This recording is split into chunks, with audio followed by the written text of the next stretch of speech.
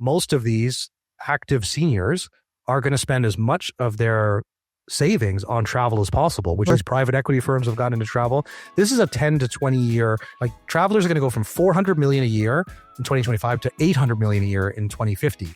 So therefore, we have to be talking about sustainability. We have to be talking about overcrowding.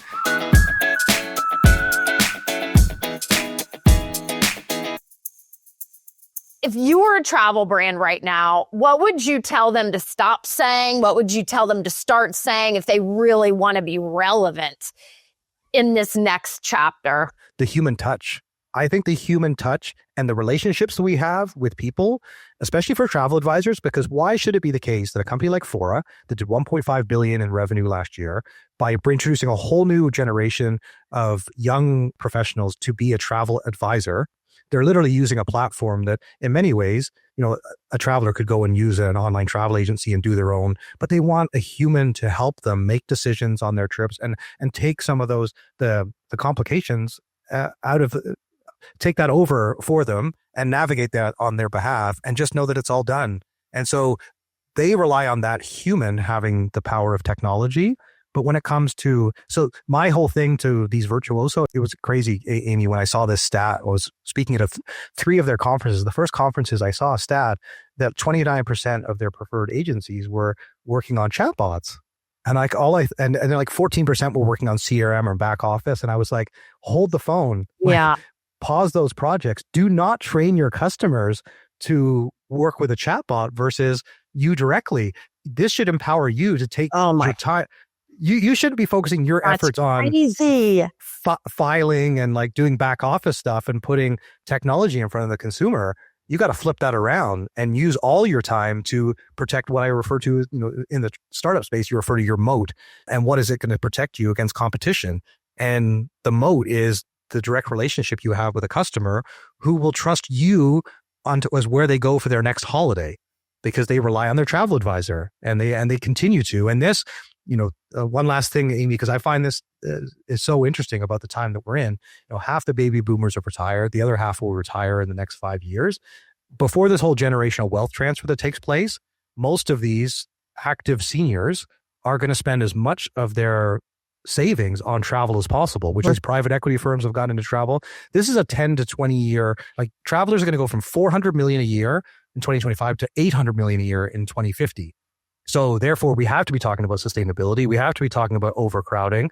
We have to be finding new ways for people to experience destinations because the appetite for travel is only going to increase. Yeah. And the desire for people to work with humans. So like a lot of those older travelers, they're used to travel advisors and we're seeing younger people embrace them as well. So that to me is like that. Drop the mic.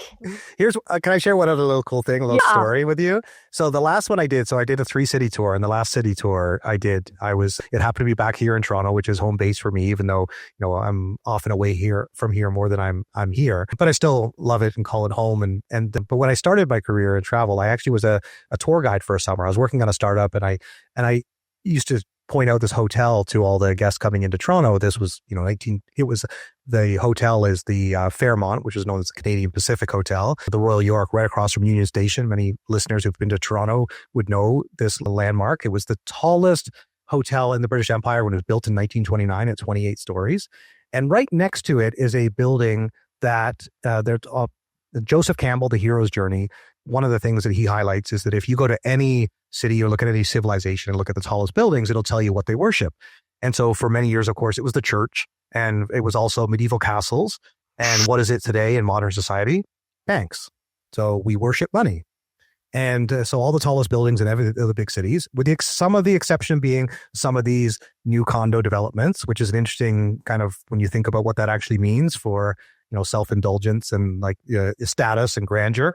But really, by and large, they're banks. And I had pointed out that actually one of the most impressive buildings around the street is the Toronto Dominion Bank building. And the Spanish architect that had built it, he had asked the executives, what is it that you most would like most in the new office building? And almost all the senior executives all wanted a corner office. So for the top 15 stories of the building, he maximized the number of corner offices. On one floor, they have 13 corner offices. And, people are traveling in from their suburban homes into the city, within their career, with the idea of making their way up to the top of those bank buildings to a corner office. I mean, that's their career. That's their life. That's their journey. And as I mentioned to these travel advisors, those are your clients. Those are your customers. These are these high-end luxury travelers that are then calling you to say, I need a holiday. And so you have to be thinking from their perspective. And so, what's going on in their world? So what are they looking for now? More than ever, they're looking for things like expedition cruising.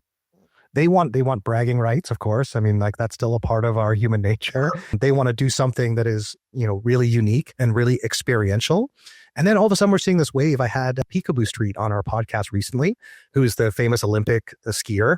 And she's part of this new 6-part tour where you can travel with her and other famous skiers to 6 of the most famous World Cup and Olympic destinations. You can ski with them. You can watch a race. You can learn about it. And it's designed for high net worth, affluent clients, like a virtuoso client is perfect for that. But that's experiential travel. And this is where I just think there's going to continue to be just a massive appetite for luxury travel because of the money that's flowing into this space.